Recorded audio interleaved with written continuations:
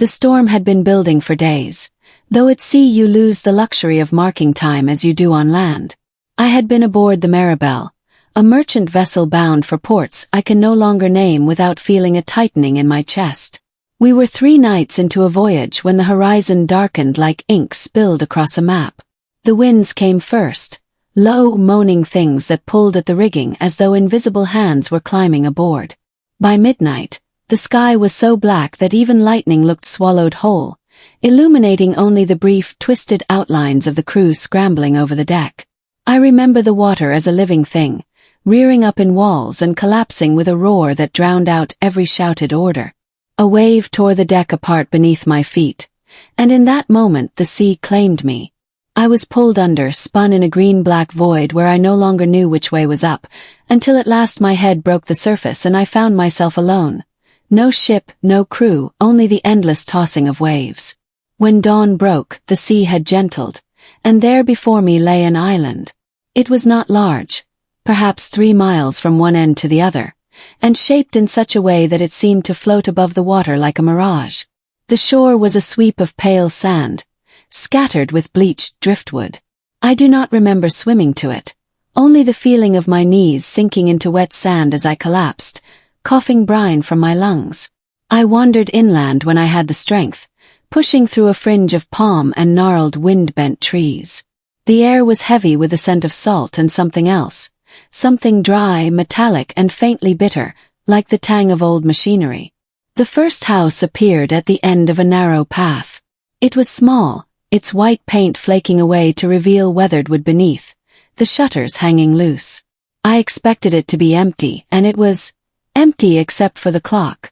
It sat upon a shelf against the far wall, a brass-faced mantel clock with a glass dome over its pendulum. It ticked softly, steadily, its hands pointing to 11 minutes past 4.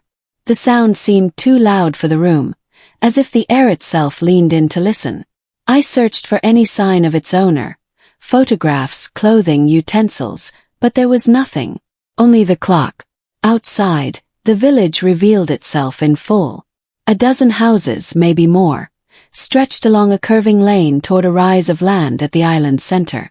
Each house had the same air of abandonment, the same weather-worn walls and salt-streaked windows. And in each there was a clock. They varied in shape and design.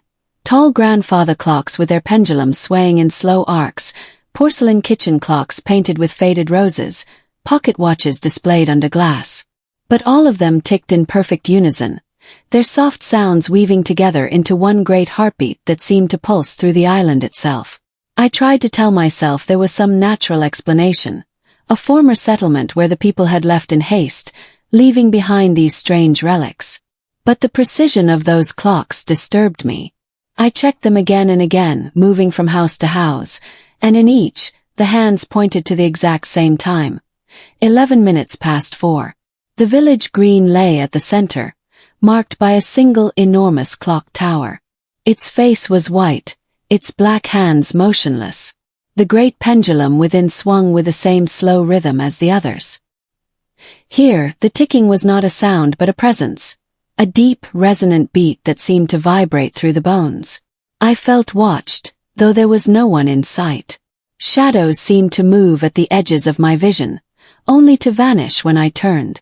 I decided to climb the clock tower. The stairs were steep and narrow, winding upward in a tight spiral. The air inside smelled of oil and dust, and my hand came away black from the railing. When I reached the top, I found the mechanism exposed, a vast tangle of gears, each tooth gleaming faintly as though freshly polished. There was no dust here, no rust.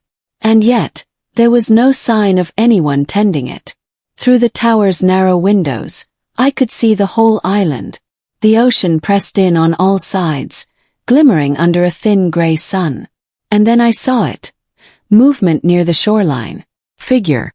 It was too far to make out details, but it moved with slow, deliberate steps along the sand, pausing now and then as if counting them.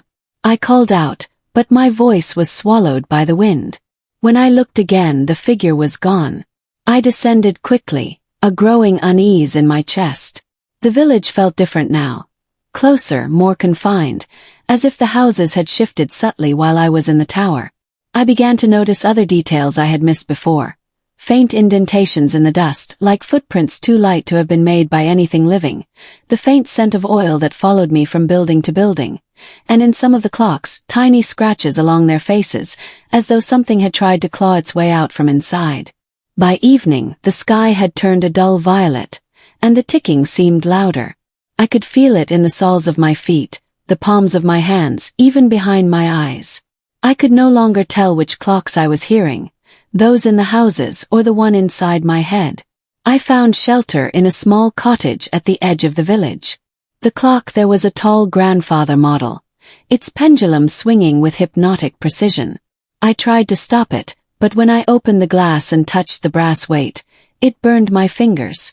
The pendulum did not falter. Sleep was impossible. Each time I closed my eyes, I heard more than ticking. I heard whispering.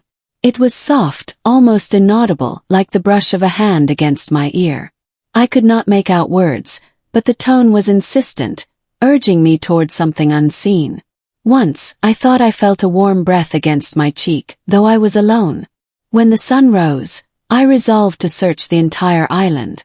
Perhaps there was another survivor, or a boat, or any clue as to why the place felt so cursed. I moved beyond the village into the dense interior, where the trees grew twisted and low, their roots coiling above the soil like sleeping serpents. It was there I found the workshop. It stood alone, its walls of dark timber, its windows fogged with grime. The door was unlocked, and when I pushed it open, the air was heavy with that same metallic scent, thick enough to taste. Inside, every surface was covered with tools, tiny screwdrivers, magnifying lenses, gear molds, springs and coils. And everywhere clocks. Some half-finished, their faces blank.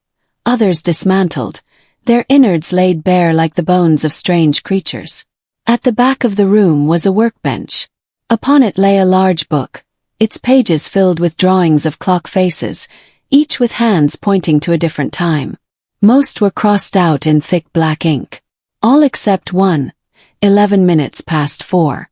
Beneath the drawing was a single phrase, written in a cramped, spidery hand. The hour of return. A sound behind me made me turn sharply. There was no one there. But one of the unfinished clocks on the bench had begun to tick. Slowly, its hands crept forward, moving in unison with the others. I backed away, my heart pounding, but the ticking followed me out into the forest, through the village, to the very edge of the shore. It was then that I saw them. Figures, emerging from the water. Their clothes hung in tatters, their faces pale and blurred, as though seen through warped glass. Each carried a clock, cradled like a fragile child, and as they stepped onto the sand, the ticking grew deafening. They moved toward the village without looking at me, their feet leaving no prints in the wet sand. One by one, they entered the houses, placing their clocks upon the shelves where I had first found them. And then, all at once, every clock stopped. The silence was so sudden it felt like the air had been sucked from the world. The figures turned toward me.